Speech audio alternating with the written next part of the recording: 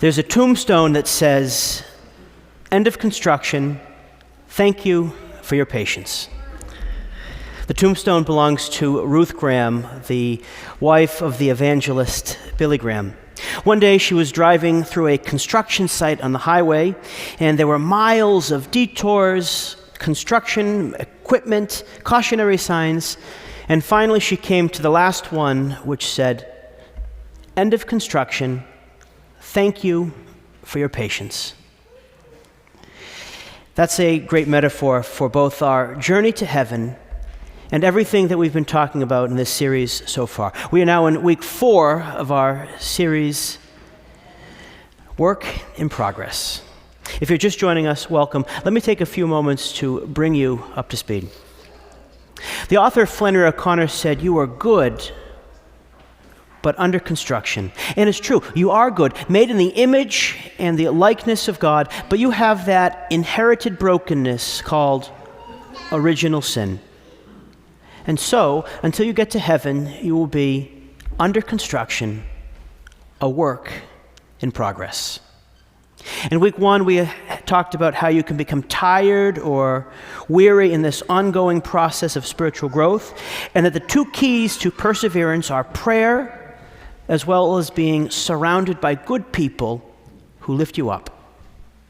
In week 2, we talked about how pride goes before the fall, but how humility is the path to future growth.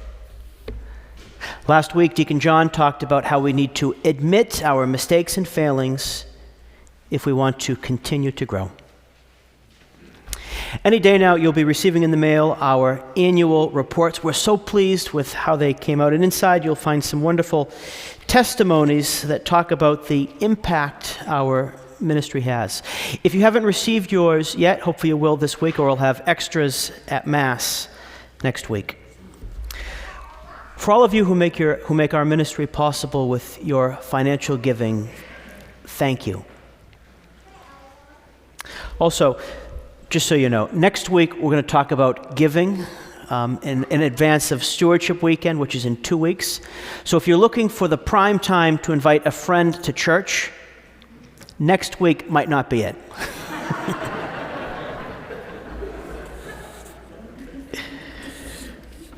End of construction. Thank you for your patience. I don't know about you, but I am so grateful to God and to all of the people who are so patient with me.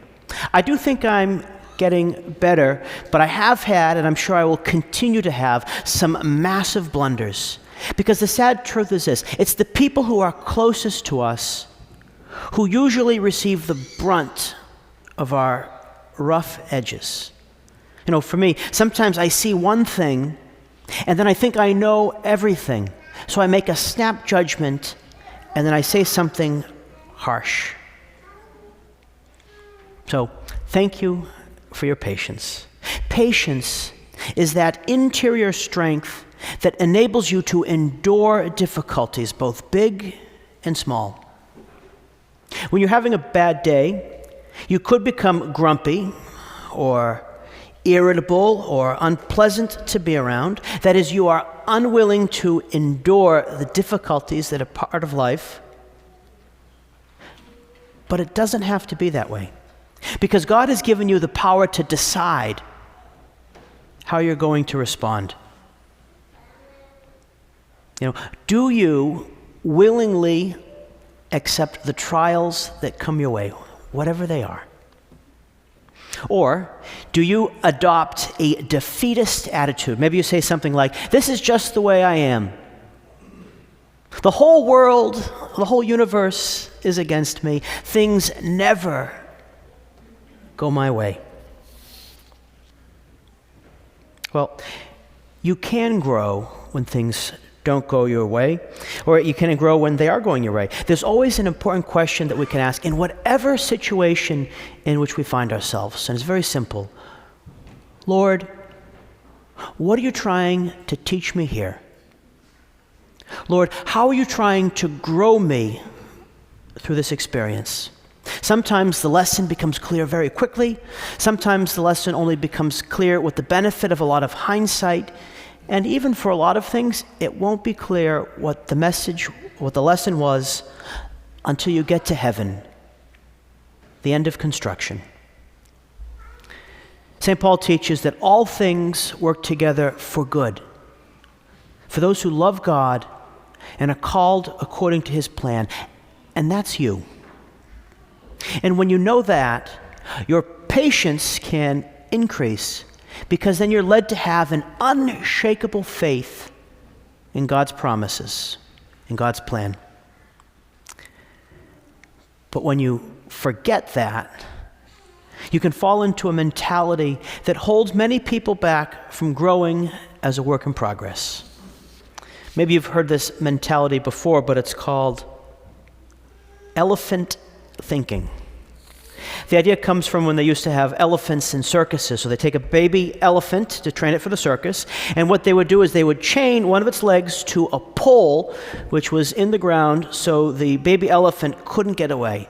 It wanted to get away, but it couldn't get away. And after it tried getting away for however long, it would simply give up trying. And then the little elephant would become a massive elephant, but it would carry with it that memory of not being able to get away, so it wouldn't even try. Some circus trainers would say all they'd have to do is tie a rope around the leg of an elephant, not even tying it to anything, and the elephant would just stay put. In the same way, you and I can be conditioned to think that we are not made and destined for greatness, that we cannot change, and that we cannot grow as a work in progress. Elephant thinking stems from many sources: your past experiences, your upbringing, your friends, what you see on social media or TV, and all of the lies that take root in your mind. But of course, God wants more for you.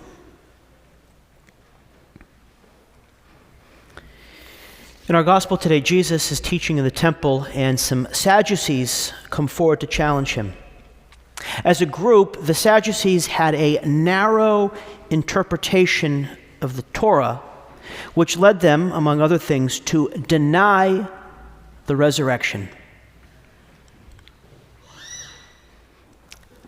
Which is why they were sad, you see.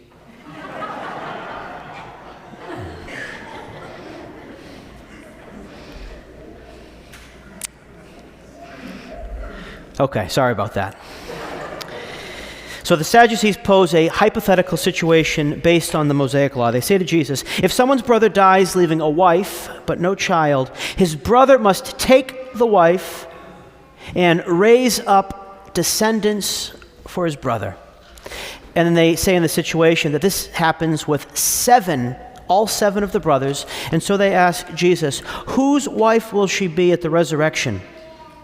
And by asking this, the Sadducees are trying to make belief in the resurrection look absurd and therefore false. So Jesus responds, the children of this age marry and remarry, but those who are deemed worthy to attain to the coming age and to the resurrection of the dead neither marry nor are given in marriage.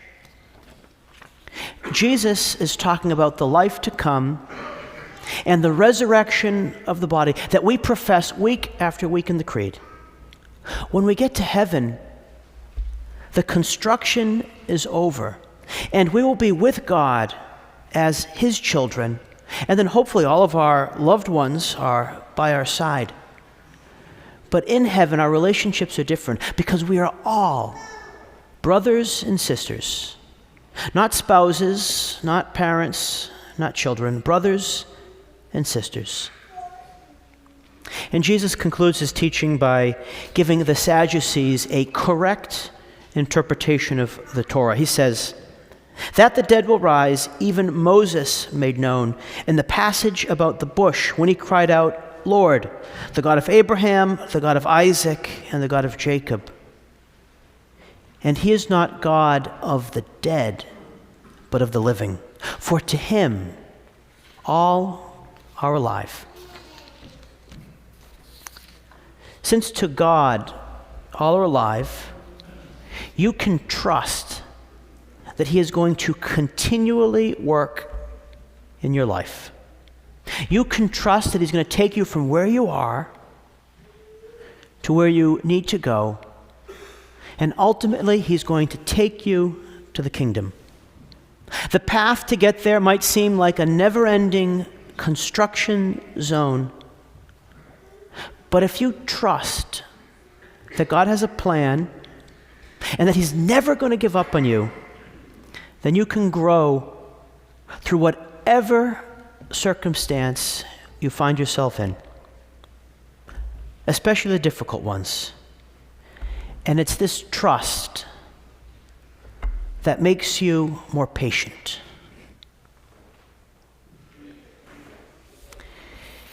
If that's something that you want to grow in, I invite you to take one of these prayer cards as you leave church today. It's the Litany of Trust. If you pray it every day this week, I assure you that God will give you more patience. And then, when you get to heaven, you can say, "End of construction. Thank you for your patience."